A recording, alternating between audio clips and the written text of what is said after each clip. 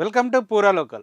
Hot టాపిక్గా మారిన హైడ్రా ఏం చేస్తుంది, ఎవరిని టార్గెట్ చేస్తుంది, ఎవరి ఆస్తులపైకి బుల్డోజర్ను పంపుతుంది అన్నది ఇప్పుడు ప్రశ్నగా మారింది. ఈ నేపథ్యంలో ఎవరి తోచిన విశ్లేషణను వారు చేస్తున్న పరిస్థితి.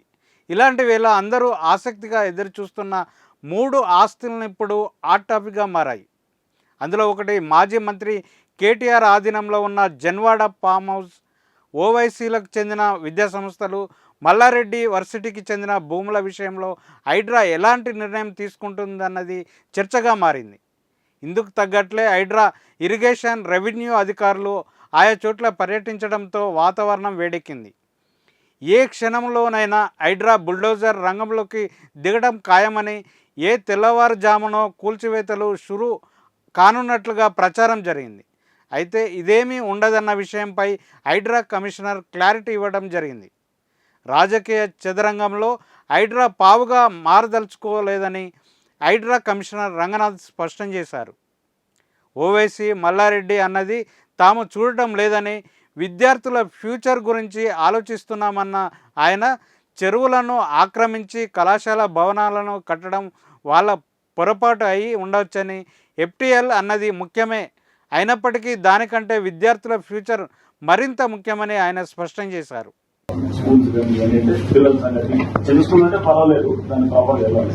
బట్ చాలా ఉందనుకోండి, ఇప్పుడు సపోజ్ సేమ్ లైక్ ఇదో కాలేజ్ ఉంది, ఒక కాలేజ్ నడుస్తుంది, వాడు బొబ్బర్లో వచ్చాడు, బట్ కాలేజీకి వెళ్ళి కుడతాం అనుకోండి, కుడితే కనుక రేపు సపోజ్ వస్తాయి మల్లారెడ్డి కాలేజ్ అని, మల్లారెడ్డి కాలేజ్, ఓవైసీ కాలేజ్,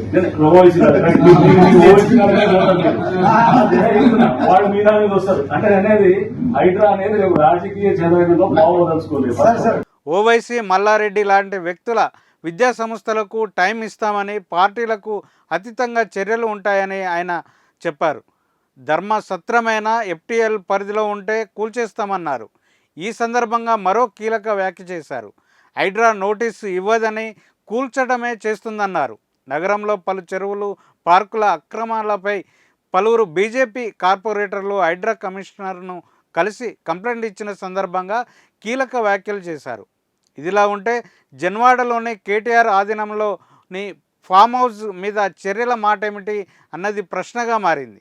దీనిపైన క్లారిటీ ఇస్తున్నారు.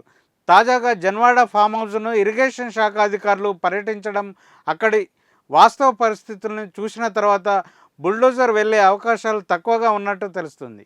దీనికి కారణం ఫామ్ హౌస్ కాంపౌండ్ గేటు మినహా ఫామ్ హౌస్ ఎఫ్టీఎల్ పరిధిలో లేకపోవడం, 1110 పరిధిలో రావటం కారణంగా చెబుతున్నారు. ప్రస్తుతం ఎఫ్టీఎల్ను ఆక్రమించుకున్న కట్టడాలు, నిర్మాణాల మీదనే బుల్డోజర్ను పంపాలని భావిస్తున్నారు. 1110 పరిధిలోని నిర్మాణాల మీద హైడ్రా ఫోకస్ చేయట్లేదు. ఒకవేళ జన్వాడ ఫామ్ హౌస్ మీద చర్యలు చేపడితే మహా అయితే ప్రహారీ గోడ తప్పించి ముందుకు వెళ్ళే అవకాశం లేదంటున్నారు. మొత్తంగా జన్వాడ ఫామ్ హౌస్, ఓవైసీ, మల్లారెడ్డిల విద్యాసంస్థలు బుల్డోజర్ కూల్చివేతల నుంచి కొంతకాలం వరకు సేఫ్ అన్న అభిప్రాయం వ్యక్తం అవుతుంది. ఇది ఇప్పుడున్న అప్డేట్. మరిన్ని అప్డేట్స్తో మళ్ళీ కలుసుకుందాం. చూస్తూనే ఉండండి పూరా లోకల్.